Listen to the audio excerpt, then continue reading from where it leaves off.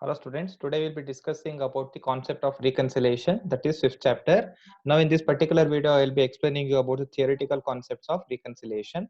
Now fifth chapter, the name of the fifth chapter is reconciliation of cost and financial accounts.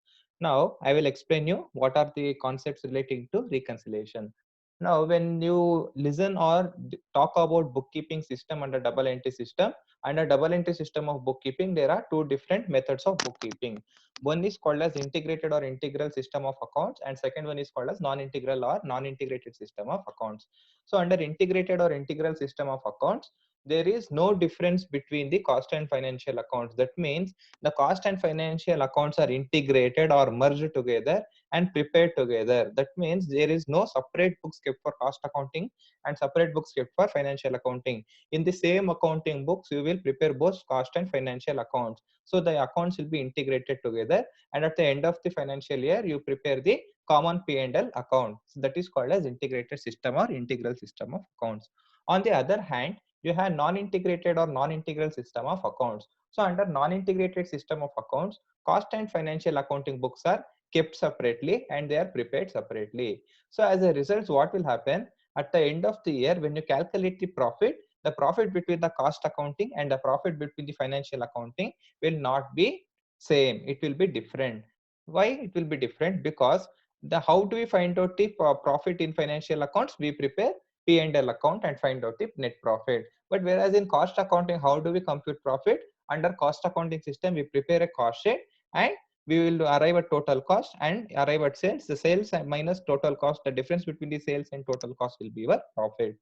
Now that is why since the method of finding out profit is different in financial accounts and cost accounts, there will be the differences between the net profit between the cost accounting and financial accounting. So when the net profits between the two set of accounts are different, there arises a need for reconciliation. So what do you mean by reconciliation? Reconciliation is the process of finding out the differences between the profits and the reasons for such differences between the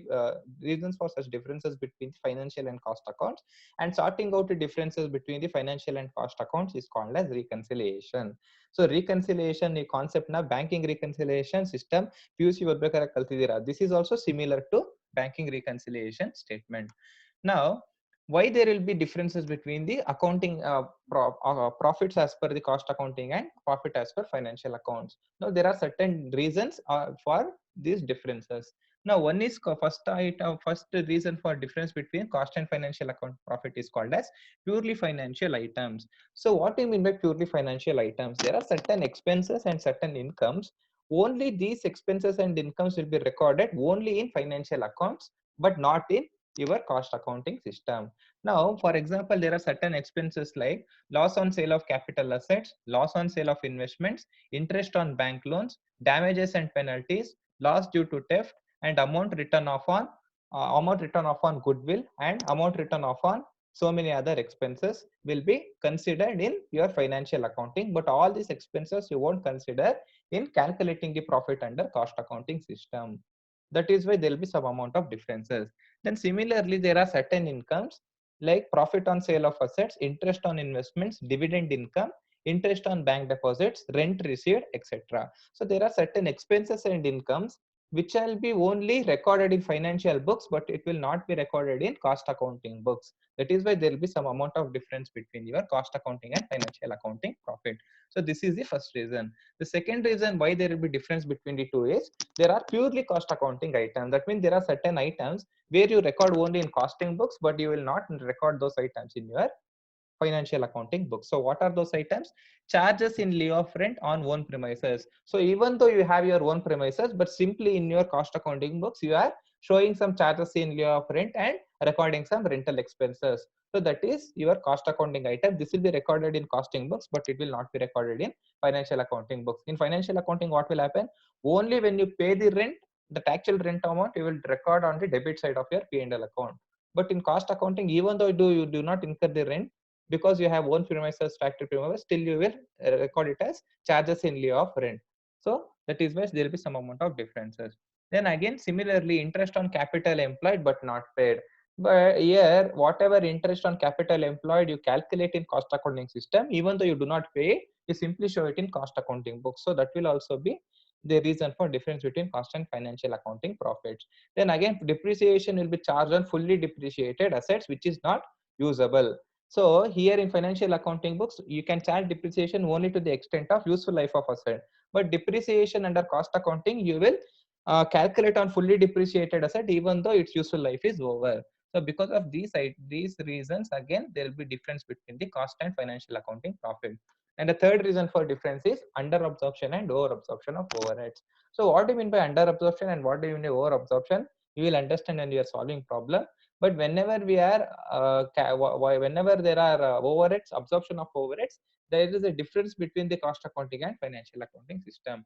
So under cost accounting system, overheads are absorbed on predetermined rates. So under overheads, absorption of overheads, we know in cost accounting, it will be absorbed based on predetermined rates. It may be based on prime cost method, based on your direct labor cost method, based on your machine hour rate method, based on labor cost method, or any other method. But when it comes to financial accounting, overheads are recorded on actual cost. That means in financial accounting, whatever expenses you actually incur, same expenses you record in your books of accounts. So that is why there will be difference again between financial and cost accounting profits. Then again, the fourth main reason for difference is different basis for stock valuation. So what is this different basis for stock valuation? Whenever you value the stock, the value of the stock, that is called a stock valuation. Now under cost accounting system, you follow FIFO, LIFO, weighted average and simple average method to find out the value of closing stock. But whereas when it comes to financial accounting system, you find out the value of closing stock based on cost price or market price. So that is why, because of this different basis or different methods for stock valuation, there will be difference between the cost accounting and financial accounting profit. Then again, the fifth major difference is method of depreciation. So under cost accounting method, you will charge depreciation or calculate depreciation on machine hour rate method, production unit method, and different methods. But when it comes to financial accounting method, you basically either follow straight line method, WDV method, or annuity method. So because of this, again, what will happen? Because of the different basis of calculating depreciation, the profit between cost and financial accounting will also be differing. Then again, let us look at this important concept, format of reconciliation statement.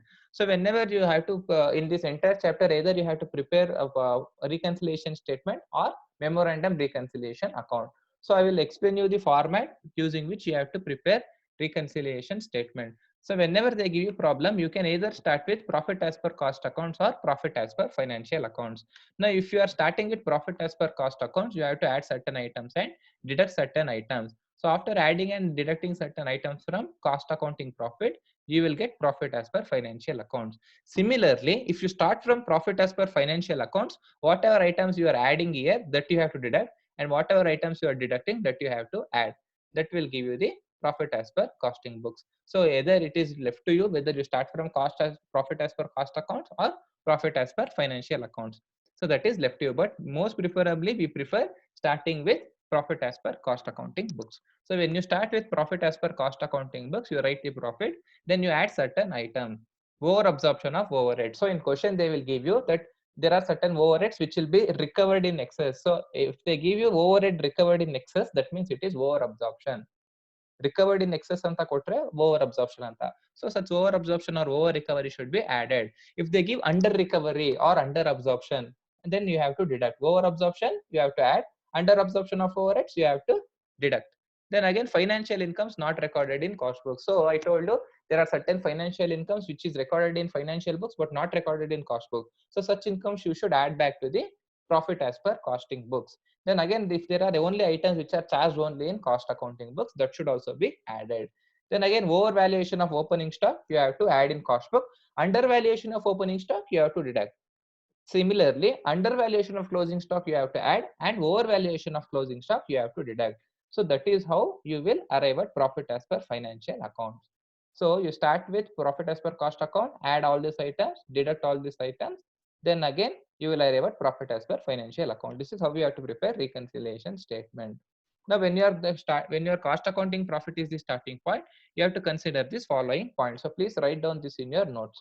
Now first category is overheads. So whenever there is over absorption overheads, you have to add. When there is under absorption, you have to deduct less.